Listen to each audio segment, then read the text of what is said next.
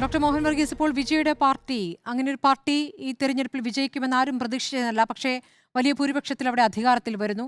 ആ പാർട്ടിക്ക് എന്താണ് ഒരു നയം, എന്താണ് നിലപാടെന്നത് ഇനി ഈ ഭരണത്തിന്റെ ഓരോ ഘട്ടങ്ങൾ എത്തുമ്പോഴേ നമുക്ക് ബോധ്യമാകുകയുള്ളൂ. അങ്ങനെ പ്രത്യേകിച്ചൊരു നയം നമ്മുടെ മുന്നിലില്ല.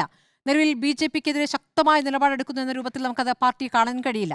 ഇനിയിപ്പോൾ രാഷ്ട്രീയ പാർട്ടി ആയിട്ടില്ല എങ്കിൽ പോലും കോക്രോച്ച് പാർട്ടി എന്നൊരു സംവിധാനം വരികയാണ്. അത് രാഷ്ട്രീയ പാർട്ടിയായി വരുന്നില്ല എന്നീ ഘട്ടത്തിൽ വരുമ്പോഴും നീറ്റ് പരീക്ഷയുമായി ബന്ധപ്പെട്ട വിമർശനം ഉയർത്തിക്കൊണ്ട് അതൊരു വലിയ സംവിധാനമായി വളർന്നു നീങ്ങുകയാണ്.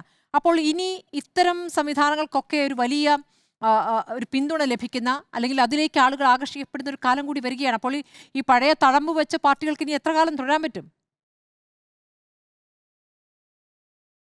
ആ തഴമ്പൊക്കെ വെച്ചുകൊണ്ട് അധികകാലം രാഷ്ട്രീയത്തിൽ മുന്നോട്ട് പോകാനാവില്ല സ്മൃതി. പുതിയ തലമുറ രാഷ്ട്രീയം വ്യത്യസ്തമായി ചിന്തിക്കുന്ന യുവജനങ്ങളുടെ രാഷ്ട്രീയമാണ്. അതാണ് കോക്രോച്ച് ജനതാ പാർട്ടി എന്ന രൂപത്തിൽ.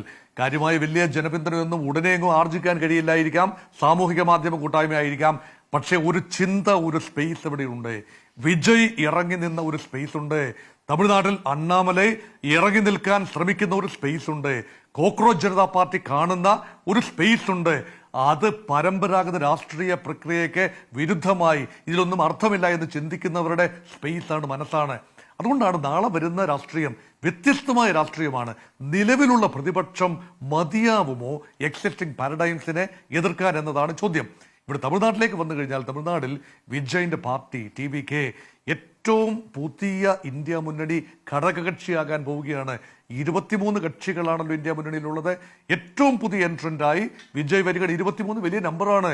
ഒരു മുന്നണിയെ സംബന്ധിച്ചിടത്തോളം 23 പാർട്ടീസ് എന്നൊക്കെ പറയുന്നത് ചെറുതും വലുതുമായി 23 പാർട്ടികൾ വൻപൻ സംവിധാനമാണ്.